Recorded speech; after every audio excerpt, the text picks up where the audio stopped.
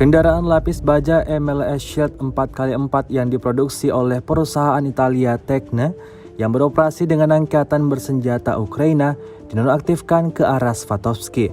Rekamannya ramai beredar di media sosial Telegram pada Jumat 6 Januari 2023. Diketahui MLS Shield ini dibeli oleh kelompok sukarelawan tentara Ukraina dan Yayasan Poroshenko.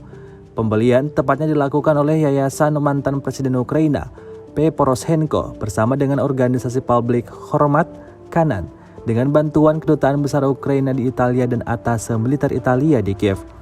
MLS Shield 4x4 merupakan kendaraan lapis baja ringan yang memiliki desain konvensional dengan mesin di depan. Kru kendaraan ini berada di tengah dan kompartemen pasukan di belakang, sementara awak termasuk pengemudi dan komandan duduk di bagian depan.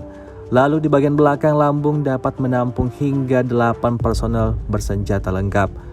Namun dalam pengoperasiannya di Swatovski, kendaraan militer ini tampak rusak parah. Seperti yang terlihat dalam rekaman, MLS Shield 4x4 tersebut diangkut oleh kendaraan militer lainnya, diduga dihantam serangan Rusia.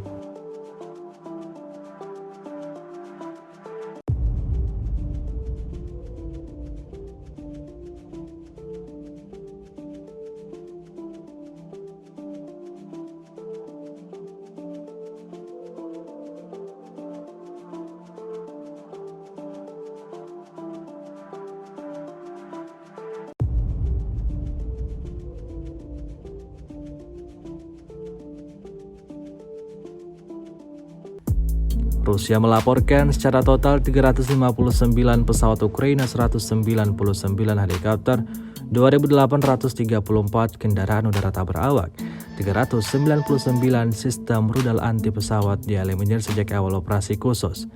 Sementara itu dari kubu Kiev, Kementerian Pertahanan Ukraina melaporkan 810 tentara Rusia dieliminir dalam 24 jam terakhir.